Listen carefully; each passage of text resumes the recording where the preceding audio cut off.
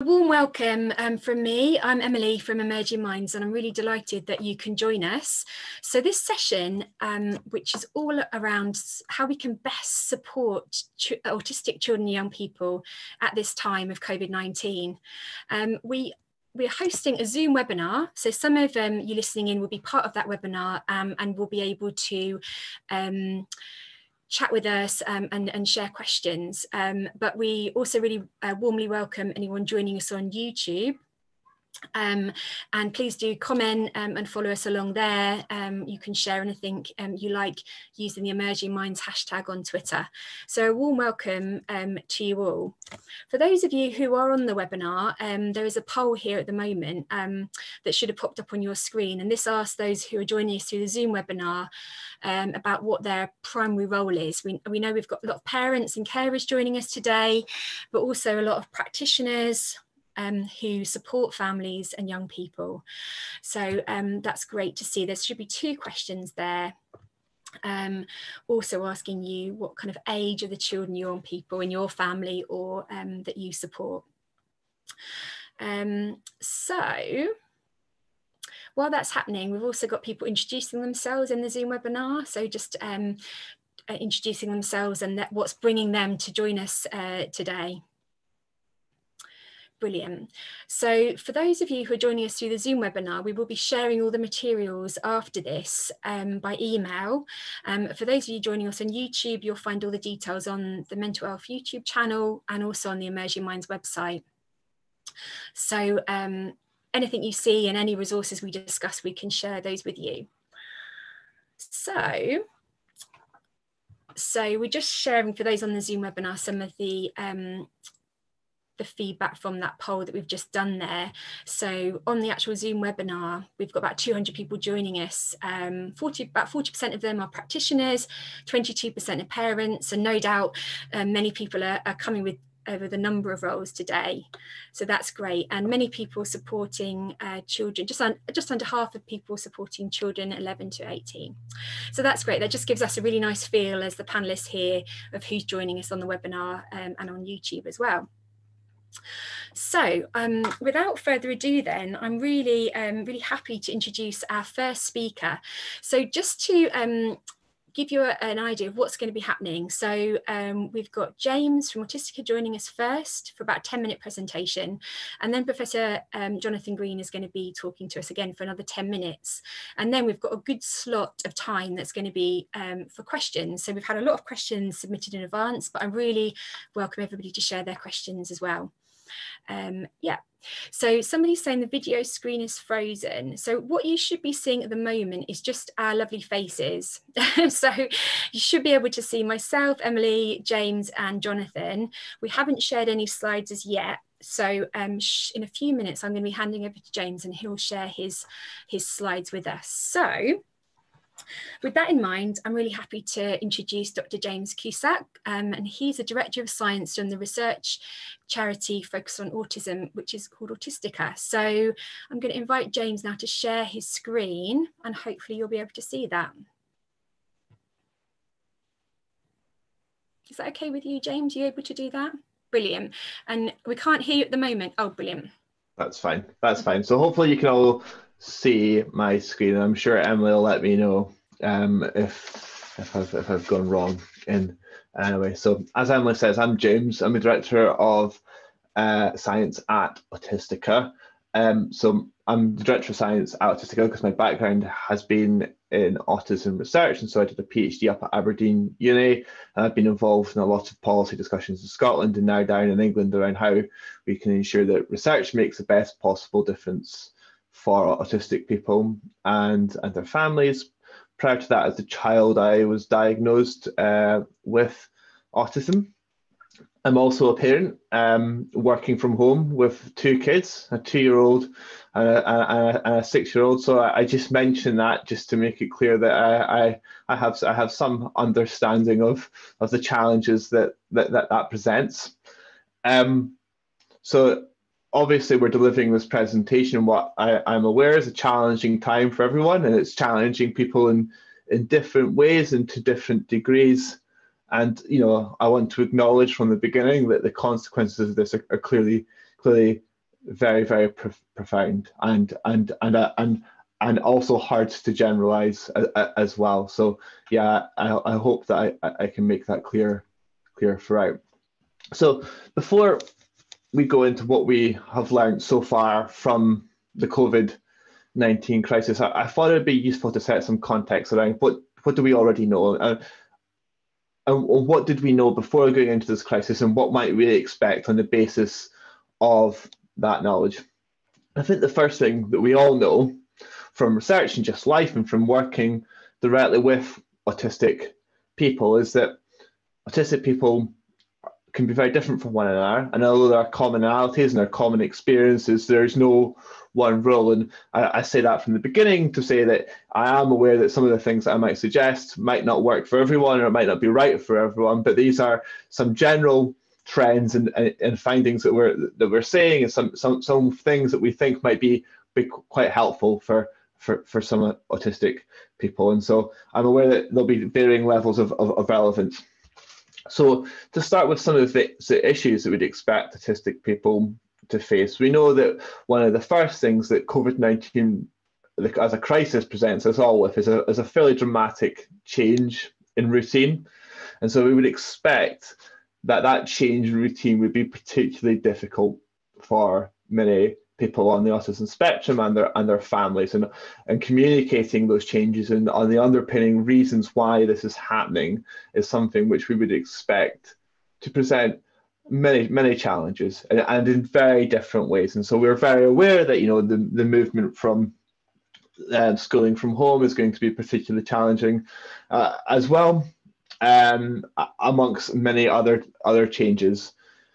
The other issue that we'd expect to be challenging is one around anxiety and mental health. And so we know that prior to this crisis, that autistic children have a high prevalence of difficulties, particularly around anxiety. Almost half of autistic children have some sort of form of difficulty relating to anxiety, and we know that these issues are very, very prevalent throughout school life.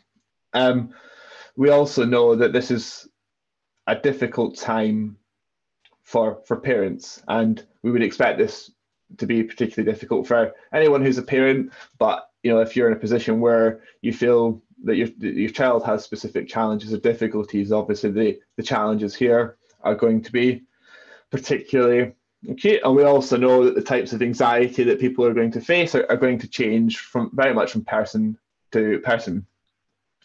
And we also know that there might be some protective factors, and so we know that some of the experiences that people are having right now might remove some things which cause stress in the lives of autistic people. So maybe not being in a sensory environment, which is as challenging, so being from home and having more control over those things, or having interactions which are difficult. And although that's not the same for everyone, it's definitely something that we've been hearing an awful lot of.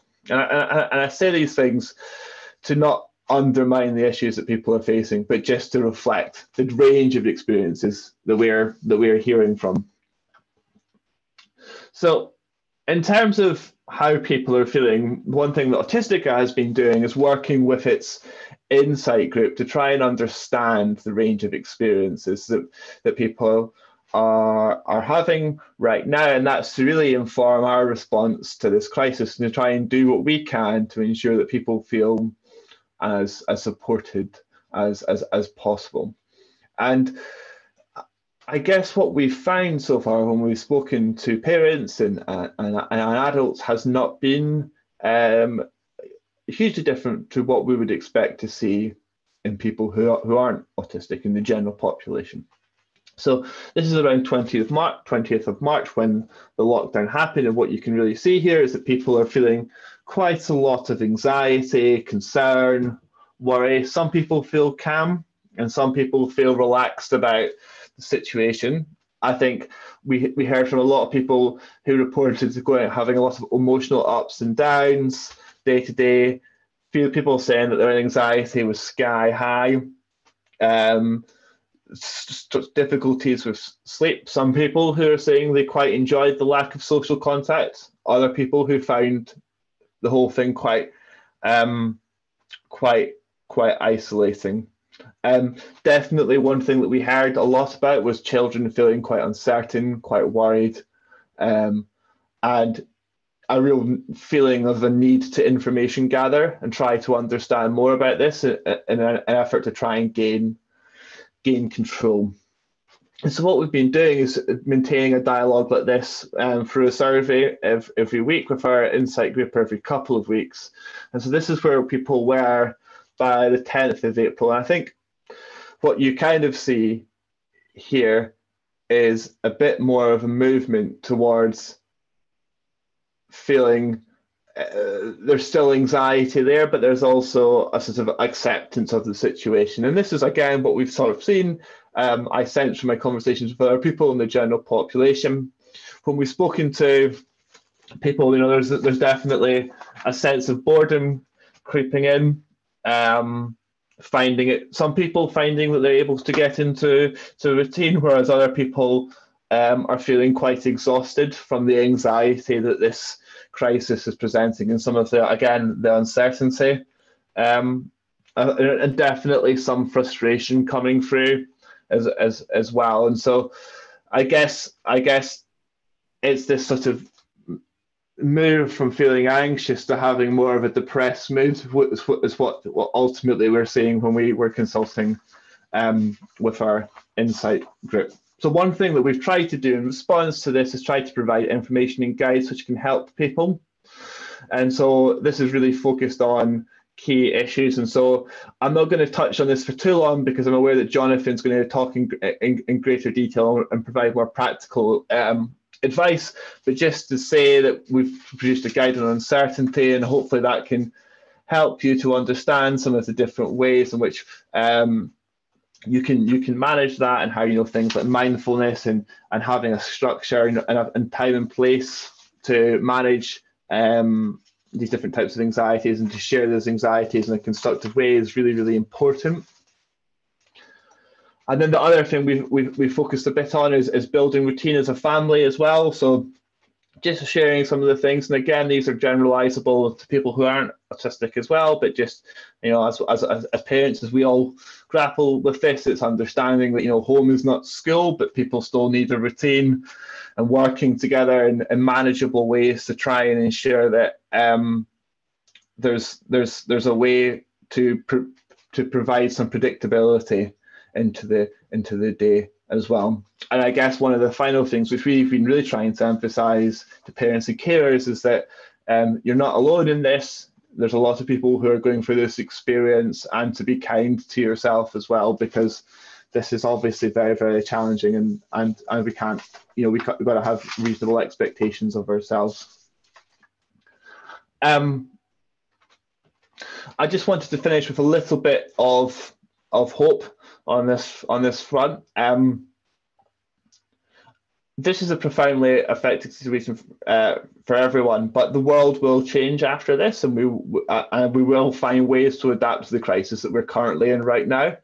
And some of those ways of adapting could really, really be positive for autistic people. So first of all, the experience that the whole of the country is going through should, I hope, build some empathy with some of the experiences that autistic people are having right now. So I think a lot of the population are finding a lot out about what it is to feel uncertain, to adapt to new social norms, to find new ways to communicate, to build new routines. And although this is not exactly the experience that autistic people have, hopefully it builds some empathy and shared understanding on that basis. Hopefully it will open schools' minds in terms of being more accommodating to different ways of learning for autistic children, and providing digital support, which I know Jonathan will touch on again later, and maybe more autism-friendly ways of doing things, such as running events. So the last thing I want to say is we do need to plan for the medium to long term in terms of dealing with the needs of autistic people and people with associated conditions like that. I think it's really important generally that we think about the needs of children, their development, their health, their well-being, and that we need to make sure that as this crisis evolves and as we move out of lockdown, hopefully in the next month or two, that we have a plan in place to really support autistic people and those with a learning disability, and to try and think about the key issues now and how we all adapt and plan for those, because really that's pivotal in terms of meeting the needs of everyone. So I've obviously only got 10 minutes and I want to make sure that I stick to time. We have lots more resources on our website. So we've got some webinars which are up on YouTube as well, but we've also got some evidence-based guides or some practical guides from professionals as well, which I hope can really be informative for you as well. We're also working with the National Autistic Society, so we're trying to make sure that what we do is complementary with them. So if you just Google coronavirus Autistica or coronavirus National Autistic Society, hopefully you should get some really useful information. So I'll leave it there and I'll hand over to Jonathan. I just need to work out how to not unshare my screen. Yeah, so thank you, James, for that. So just as a quick reminder, we'll be coming back to some time for questions and discussion with James and Jonathan after Jonathan. But yes, so we're really, really pleased to welcome our second speaker for today, which is Professor Jonathan Green. And Jonathan is Professor of Child and Adolescent Psychiatry at the University of Manchester. So a warm welcome to you, Jonathan. We'll hand over to you to share your screen if all goes to plan. Yep, hold on.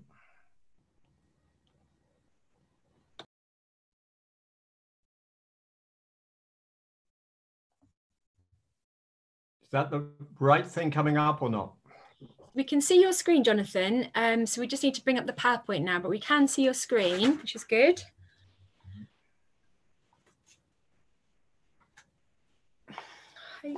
Yeah, so. Are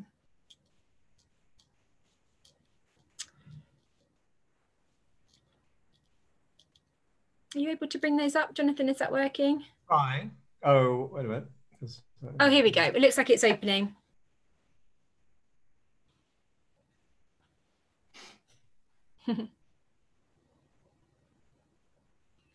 Just while we're waiting for Jonathan's PowerPoint to open up, just as a reminder, we'll make sure we share the links and resources that James and Jonathan mentioned. So you'll be able to find that on our website, and we'll share the links by email for those on the webinar and on Twitter as well. Is that working, Jonathan? Is that coming up for you? No, it's not. Okay, do you want me to try and share my PowerPoint? Would that be helpful? Yep, okay. If it's mine's yeah, not. So thanks for bearing with us, everyone. I'll just see if I can share my screen and see if we can get the PowerPoint up.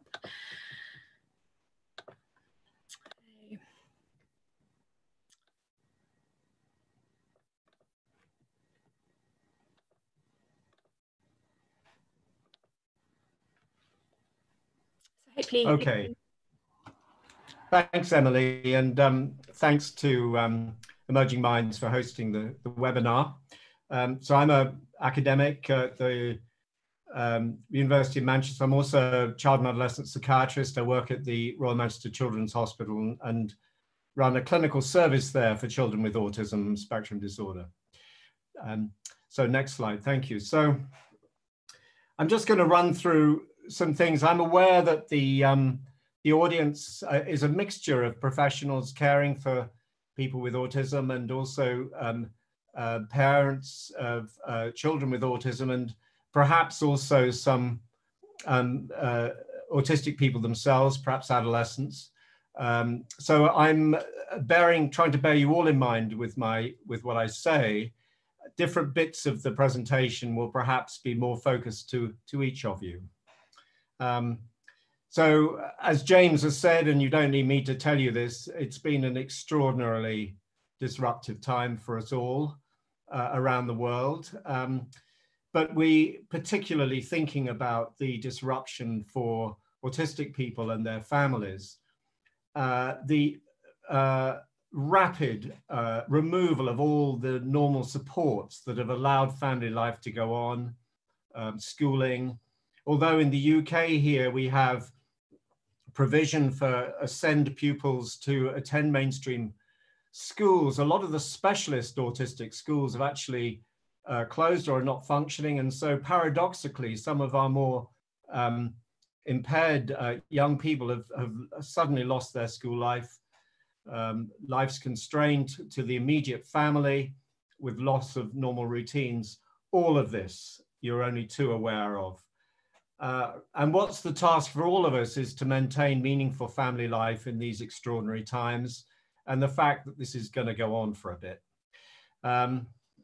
There is some, as James was mentioning, some resilience features. I can't see the bottom of the screen, Emily, here. I don't know if you can, so that it looks like it's not.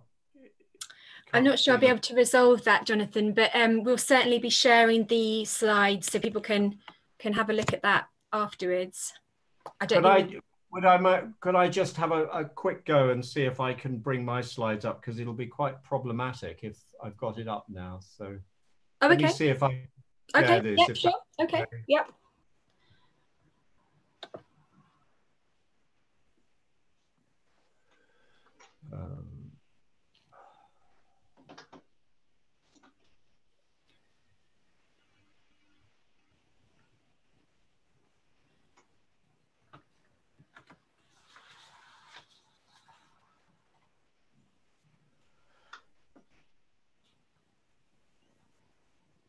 Okay, can you see that okay?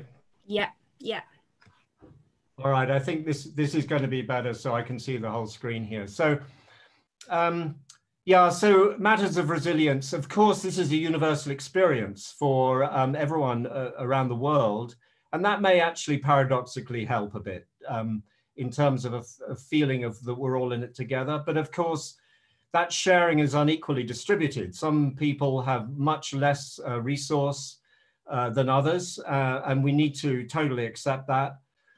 I want also to recognize, and I think this is really important clinically, that families come into this time with existing strengths and strategies. And partly it's a matter of helping families identify this and to help them adapt those existing strengths into this new situation, preserving the values that they hold dear for their family life and their children.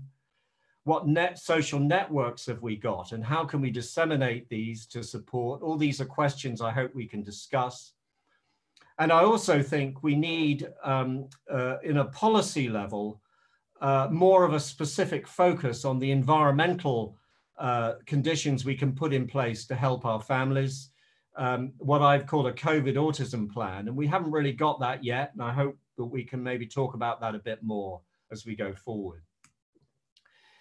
What do families feel and want? Well, some colleagues from the University of York have recently, literally last couple of days, published some first results of questionnaires from families across the UK.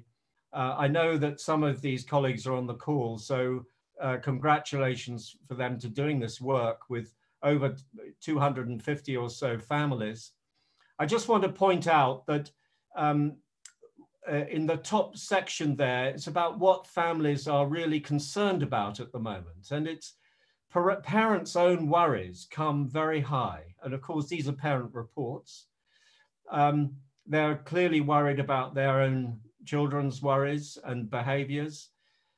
Some are feeling overwhelmed, but around about 20% or so are really feeling overwhelmed. And about the same number actually feel it's been net positive, at least for the moment. What do they want to see? Well, they want to have access to specialist autism-specific advice, and I'll come back to that a bit more.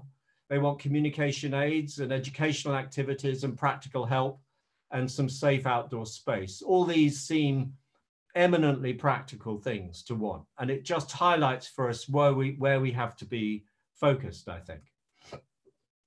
I'm going to just address some key areas, hopefully in a reasonably practical way. This is primarily addressed to parents, but also would be to young people with autism themselves. But of course, for professionals, these might be domains in which you might like to address how your families are doing and review with them. So domains of communication, routine, calming, and crisis is how I've sort of conceptualized it to touch on these key areas. They're pretty common sense, but what's worth emphasizing, of course, is that although this seems fairly common sense, to actually achieve this in the current times is a real challenge, and we totally recognize that. So communication. This is clearly the key foundation for managing things during this period. We all know that for autistic children and adults, the disruption of ordinary routines and predictability around which they so much kind of hang their emotional life can be really deeply disorientating and produce deep anxieties and distress. And this is one of the key things that we need to be able to address through communication. Before that, one needs to remind all of us that good care starts with self-care. In other words, parents and other adults who are in a caring role need to look after themselves, because until you feel reasonably looked after, it's difficult to look after others. Then there's the issue of really understanding your child's perspective at this time.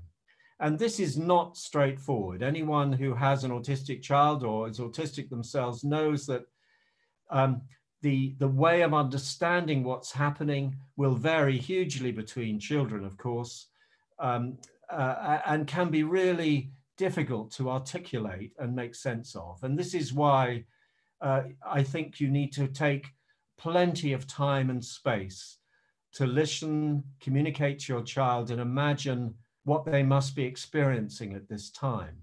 And you'll know your child best, and you know how best you can normally communicate. And all I would suggest here is that taking the time and space to do this is key. When we get anxious about what's going to happen, sometimes this kind of taking time and space can get lost in the anxiety of just doing the next thing. But it really is a key thing. If your child feels heard and understood, it'll settle them hugely. And then there's the question for them in these unusual times of continuing to feel secure, that they're in a reliable and consistent environment. And this is really how you model that through your own actions. No one's perfect, particularly in a situation like this, but one's aware that just the way you behave every day is going to communicate itself non-verbally to your child. It's going to set the atmosphere. So these are the key sort of facets. It's common sense, but hard to do at this time.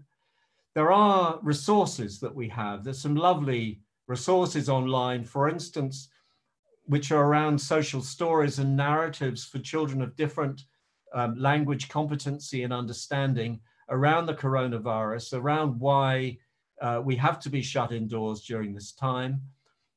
The Scared Gang series, Scared Gang Have to Stay at Home, is I think a particularly lovely sequence which helps younger and less able kids. Emily's going to have access to all these resources that you can access after, if you wish. And of course, there is other ways of understanding through action and play. So having achieved a level of communication and allowing your child to feel that they've really been heard and understood in some way in their perplexity, then it's about setting an environment for them that's going to help them feel both secure and reasonably organized. And this is complicated, as we all know, in families at the moment.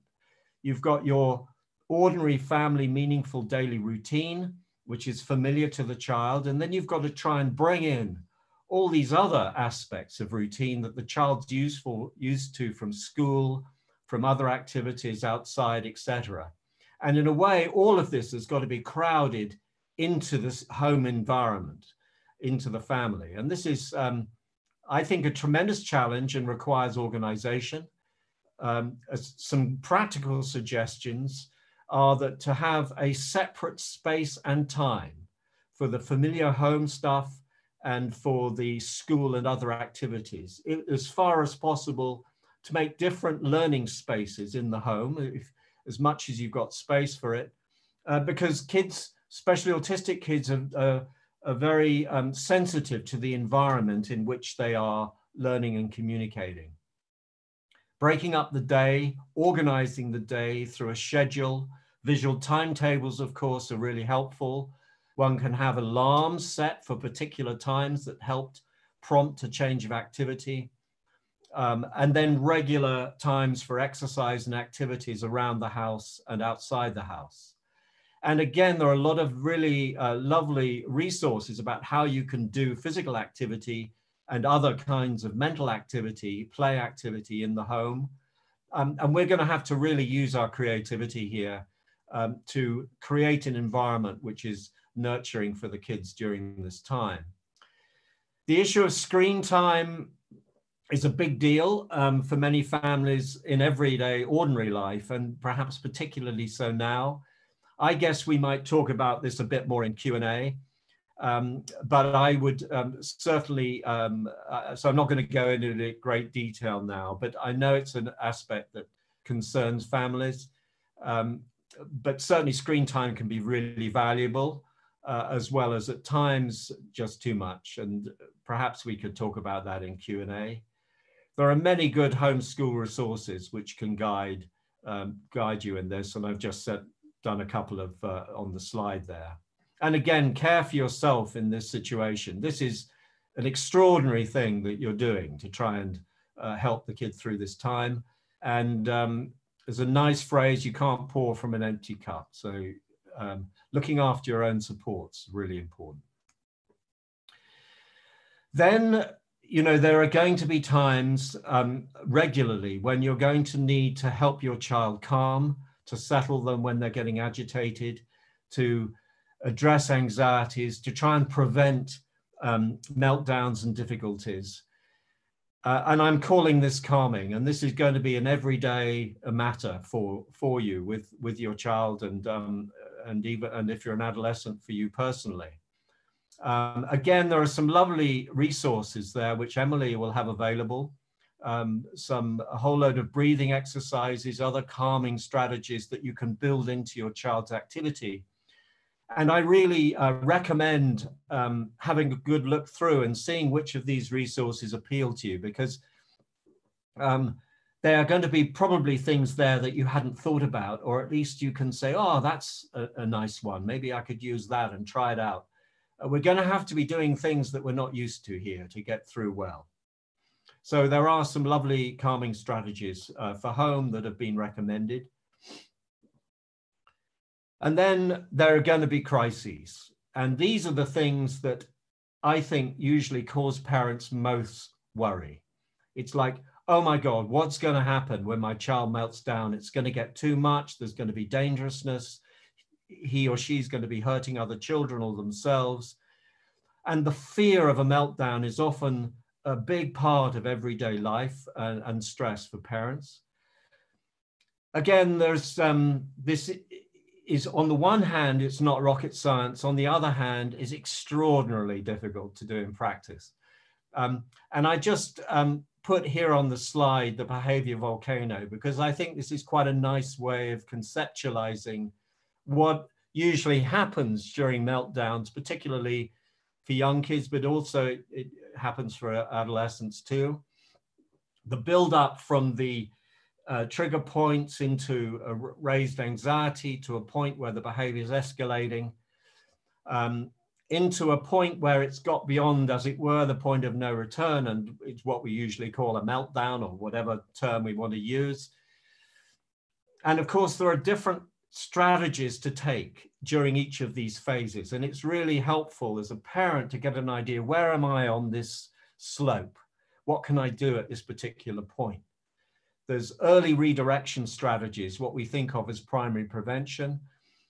Then when it goes up the slope more, there's actually getting other members of the family into a safe space, maybe isolating the child a bit more from others. And then to the top of the slope, it's about reducing too much interaction. When a child is in this state, as many of you will know, there's no point really trying to reason with them, talk to them, because they're beyond hearing that. Their arousal is just too high. And then right at the top of the volcano, this is about keeping everyone safe, some therapeutic safe holding, some provision of the child to have safe space if they need it, etc. And having a strategy that you know you can roll into when you need to, so that you're not taken by surprise and panicked by it. And these things end, they come down, and then it needs to be about managing the afterwards, looking after the child, reassuring them, and keeping them back to their baseline function. This is going to happen maybe several times a day for some of you. This is hugely exhausting and demanding, but this is the work that keeps the child going and keeps the family going through this time. And us specialists, you know, we know, because we are working with you and trying to help you during these times. And it's often these moments when you need specialist support. But what I would say is that everything I've said in the previous slides, of course, if done well and effectively, will hopefully head off these. So it's all about starting from the beginning with the communication and the routine setting, and those hopefully will minimize the amount of times that we have these crisis moments. So finally, coming to specialist services, what can we offer during this time? Can specialist services go online? And we are already been moving towards this a lot in the CAMS field, and COVID is only going to accelerate that. So for instance, my clinic in Manchester, we've moved completely online really now, both in most of our assessment work and our therapy work. For a time, we've been doing therapy with for parents and children online very successfully, really. So, and there's a lot of interest around the world in so-called telemedicine or remote working. Lots of people have published preliminary stuff. And I would say that the preliminary experience that we've had as therapists, of clinicians, is overall positive for what one can do using this if one's creative. We have, in our service in Manchester and with colleagues in the UK, remotely delivered parent-mediated interventions in a more formal sense. That's also been done in the USA. But what I would say from an evidence point of view is that this is early days, and we've got lots of positive reports, as it were, and hopeful signs, but we need some more systematic studies of whether this kind of remote working is really as good as face-to-face, and that's going to be important going forward. So that's all I'm going to say. I'd just like to thank members of my clinical and research team in Manchester and others who've supported me in this, and there are some resources down at the bottom there. And as I said before, Emily's going to have more on the Emerging Minds website for you after. Thanks so much.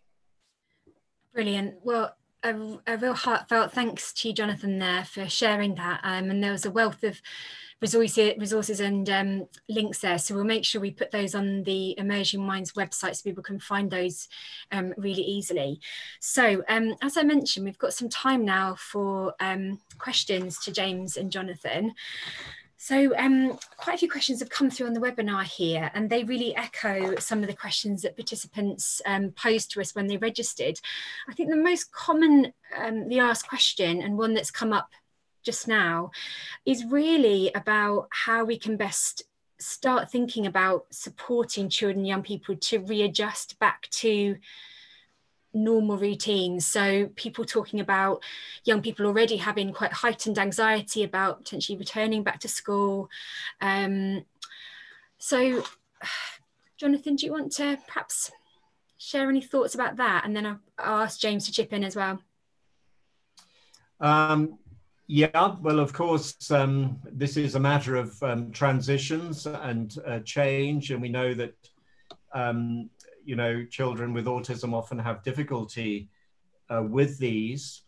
And it's true that once the child over this lockdown period has got used to life under lockdown and in the family, then going back may indeed itself cause anxiety and difficulty.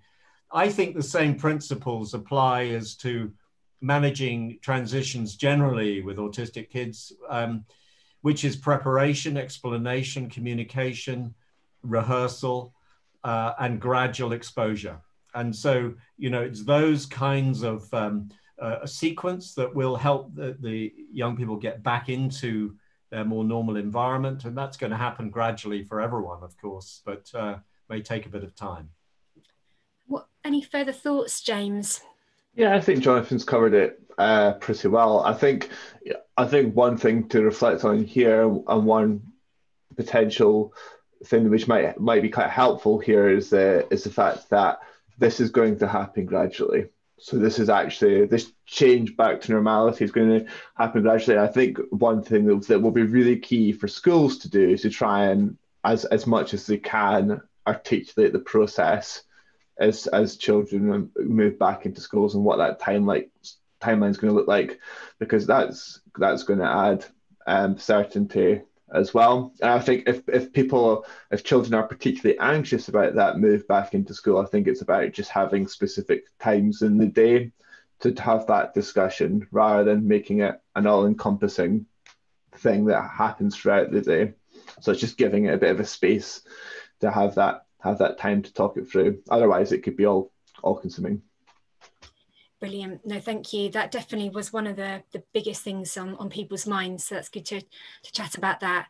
So there's a lot of questions that have come through here, thinking about routine. So I just want to talk about that a little bit more. So, and actually the people feeding back that they've found it hard to support their young person to develop a routine or think about a timetable, and people kind of young people and children perhaps pushing back on a strict timetable, because that seems to be a little bit anxiety producing. Any thoughts about how to get that right balance? It's tricky, isn't it, because every situation is different, but any thoughts on that, Jonathan, how people can strike the right balance? Yeah, it is extremely individual with the child. I think one principle I would suggest is that as far as possible, you should co-construct the timetable. So obviously this will depend on how well your child can understand, communicate, etc. But I think the schedule needs to be owned, as it were, by the child as well as the parent. And they need to understand the reason for it, and they need to be involved in scheduling it and see what they'd like to do at particular times. So they feel they have some control and ownership. And I would build in some flexibility. Obviously, this depends on kind of family culture and you know, how discipline or structuring goes in particular families. It's always very individual. But I think that the constructing it in a shared way and reviewing it, so that if the kids are finding it difficult, actually talk about that and what it is and whether they would like it slightly different and tweaked or whatever may be useful. I think, you know, as I said in my slides, you can't turn home into school. That would be not appropriate, because the kid needs the familiarity of the home time. They just need a sort of space and time at home to have more structured learning schedule, and in a way the parent needs to become a bit more teacherly then, of course, but you then need to break out of it. So yeah, I think it's a negotiation, essentially, very individual. Yeah. I mean, this is something that obviously I'm grappling with my 6-year-old right now. And I think, you know, based on the WhatsApp, which isn't really a scientific data, but based on the WhatsApp, what I sense is that different kids just respond to this in different ways. So my daughter is very much what is the plan today? And she is very much putting the pressure on me to find the structure, whereas our children find that a bit aversive, and I think it's sort of finding the solution that works for you. I think there are some fairly simple principles around making sure that things like breakfast, lunch, and dinner all happen at the same time every day. I think that that's a nice way to structure it, and to keep things quite short and sharp as well. I think that's really, really helpful. One thing that's been really fantastic is the BBC have just created some bite-sized classes for different age groups, and they last about 20 minutes, and they're really fun, really engaging, and they work really nicely for different audiences. And I think that that's quite a nice way. And also, of course, there are different ways of learning which you wouldn't normally use in school. So there's the iPad, and there's different tablet apps as well, and ways of learning. And I think it's just sort of having some form of structure, but with activities which are engaging for the child. And also for me, I think a key thing in terms of structure is exercise as well. And I would encourage people to do as much exercise as is possible, and to bear in mind that there is specific guidance which says that people who have a child who has autism or a learning disability can go out more than once a day if need be. Brilliant. That's really good to know. Thank you, James. Okay, so I also wanted to pick up on perhaps something you were talking about, James. A couple of people have asked this, and it definitely came through when people registered.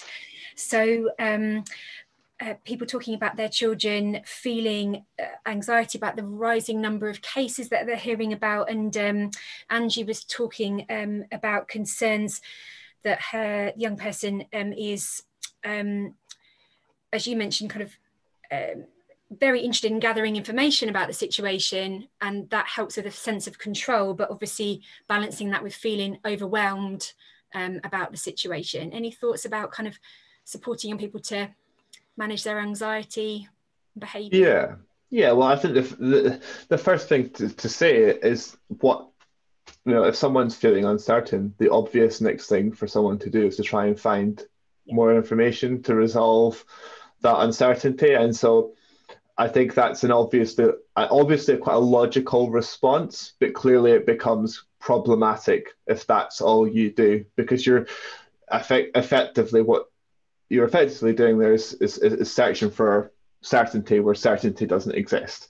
And so I think lending from what Jackie Rogers, who does a lot of research on autism and uncertainty, says, I think it's about finding time to express that worry, and even potentially having a worry box, and trying to help that person as much as possible understand why they're doing what they're doing. Because I think we all rationalize our own behavior, and I'll try and our own thoughts as logical. And a lot of it is logical. A lot of, everyone in society is on BBC News and has to resist that urge to see what's changing and all the time. And so I think it's about having a specific time to talk about these things, and also maybe scheduling in some time to look at the news. I don't think it's often real. I think sometimes when people are faced with this scenario, the suggestion is that you just don't look at it. So, well, that's not realistic either. It's about having specific times in the day to have a think about it, and to focus on what you can control, and also have activities which allow people to take their mind off of that anxiety. So be that exercise, be that colouring in, or whatever works. Brilliant. Thanks, James. Any thoughts on that, Jonathan? Well, I'd echo what James says. I think the COVID situation is sort of tailor-made to induce anxiety. It's this, what people call the invisible enemy, this stuff. Where is it? These hidden sort of top noxious agents, could they be flying in the air? And a lot of the autistic children and adolescents I talk to have got very worried about these things, quite obsessively anxious about infection and germs, etc., and contamination. And it's an exaggeration of what we're all feeling, in a sense. And I think, this is not easy, but I think having a narrative and having good, solid information is good. That is one of the, doesn't necessarily make it all go away, but it's one of the things that one can do in response and say, you know, these viruses are not, they don't blow around on the air. You're not at risk of being outside on your balcony or somewhere, you know, that sort of thing. So I think having a good grounded sense of knowledge from the parent's point of view may be the beginning of communication and anxiety reduction. Brilliant, thank you. And just for those of us who are on the webinar, there's some really good tips being shared in the chat box as well, people sharing the guidance that James referred to there, and some other things. And where there is tips and links that people have shared, we'll make sure we do share those more widely following the session. Okay, so I will come back to Jonathan and James for, yep, so keep the tips and resources keep popping up in the chat box. So we will share those with people who are not joining us in the webinar as well. So yeah, so we will come back to Jonathan and James just for some final kind of reflections and takeaways. And again, I wanted to emphasize to people joining us that we will have all these resources available to you afterwards. I wanted to also share with you some of the resources we've got on through Emerging Minds as well that you might find useful and pick up on some of the themes mentioned. So I'm just going to quickly share my screen with you, and then we'll return to Jonathan and James. So I'll just share my screen with you. I've got, oh, sorry, I just got Jonathan's slides there. So just whiz down. Yeah, so I wanted to share with you, so this is just the fourth webinar that we've had in the series here, and I think some of the other subjects that we've covered might be of interest. So we had one which was particularly around supporting children with their worries and anxiety, something particularly around screen time, and also one around social isolation. And I think a lot of the themes and discussions there might be of interest. So all of those recordings are available on our website.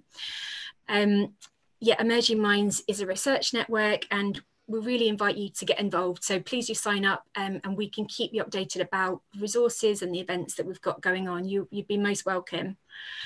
We also really invite you to help us find out how families are coping with the challenges of COVID-19. So we've got two surveys that we're currently running. One is for families with school-aged children in the UK, which you can see here, CoSpace. And one is particularly for those parents and carers of preschool children aged 2 to 4. So I'll send those links around, but we really invite you to take part. We're really keen to hear about how you're doing, and obviously all of the findings of that can help us provide better support to families.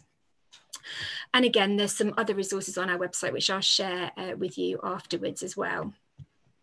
So I just wanted to share those with you before we return back to Jonathan and James. So so Jonathan, perhaps going to you, is there anything you would want our participants today to kind of take away at this most challenging time?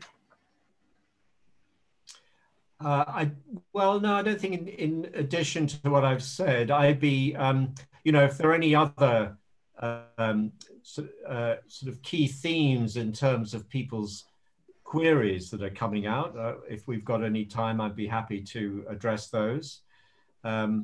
I think that the domains that I put forward in the slides would be the ones that I'd suggest at least attending to as far as one could in the time. Brilliant. Okay. So James, is there any other kind of final pointers you would offer to our participants? I think I would just reiterate the points that I've made in the presentation, which is that, you know, we can control this. It is an uncertain time, and there is no getting away from that. But that doesn't mean that we can't. There isn't something that there aren't things we can do to promote our own health and our well-being and the well-being of our children. And it's really key that we understand that there are things that we can do in terms of that, and building a routine into the day, which can hopefully help make life easier. I know it's a very, very challenging time for everyone, and so I think it's really important to recognise that you're kind to yourself, that you continue to realise that you're coping in what is an exceptionally challenging situation, and to say that, you know, I think it's really, really critical that we all work together, as both Jonathan and I both said at the end of our talk, to try and ensure that we have a plan for this, and that we try and use what we're learning from this experience right now to try and ensure that society is as accommodating as it can be for families and autistic children who then become autistic adults as well. Brilliant. Yeah, thank you. And I can see quite a few of our attendees in the webinar here are kind of sharing their final thoughts. So people, so please do that, whether you're joining us on Twitter or YouTube or through the webinar, any final takeaways that you have. I mean, I think that's one of the key ones, Jonathan, it's people are saying is that, you know, perhaps families are struggling to cope perhaps before this happened. So kind of building on what James said there about how parents can cope with this time.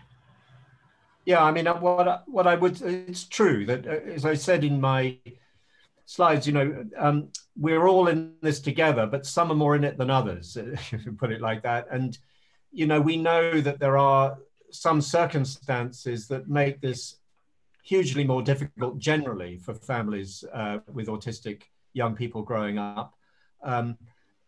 Financial hardship, social deprivation and difficulties being key ones. So some of the basic social determinants of family life really impact and are amplified by the presence of a child who's developmentally demanding of resource, whether it's emotional or time or thoughtful resource or schooling. So that, you know, a lot of families manage fine with autistic people growing up, but, you know, a good proportion, a substantial proportion find it really hard. And that's as much as anything to do with the environments that they're actually in and the social resources that they have around them, as much as anything to do with them as parents or intrinsically in the family. And, you know, I think that as clinicians, we're hugely aware of that. There are huge inequalities in our society in terms of people's access to resource. And in a way, the presence of autism just amplifies those inequalities. And so, you know, I think that as much as we can do, coming back to my first slide, as a society to recognize this, that actually, in a sense, autism is an amplifying prism on these inequalities, and we need social resources to be organized to help families at this time, and hopefully afterwards as well. As James said, you know, maybe this can kickstart all sorts of changes. I mean, that's always the optimistic hope, and things don't go back to where they were. So yeah, I think that those environmental resources are really important. And as specialist clinical services, we have to be able to reach those families during this time. And with basic lockdown and travel restrictions, that means that we've got to get out online to people. And I think many services are doing that. Those that aren't should be. And I hope we can learn a lot about what we can do with parents reciprocally using remote communication, and really accelerate that and get much smarter at doing it through this COVID period. And I think most of colleagues of mine who are doing this, generally, I think their response is it's surprisingly effective and good. And a lot of the things they might have thought were so difficult aren't actually as difficult as they thought. And we can do a lot with you as families online, and we need to pursue that right now and going forward too. Brilliant. Well, we have run out of time for the webinar today, and there's a lot of topics that we would have been lovely to address in more detail. But do let us know if there's anything else you want to be covered in these kind of webinars. And we will be sharing all the resources that we've talked about and the various tips that our attendees have shared with us on the Emerging Minds website. So thank you so much to Jonathan and James for giving up their time today to share this with us. And also to Andre for the mental health for hosting us online as well. And thank you all for joining us and sharing your thoughts and recommendations too. Thank you very much.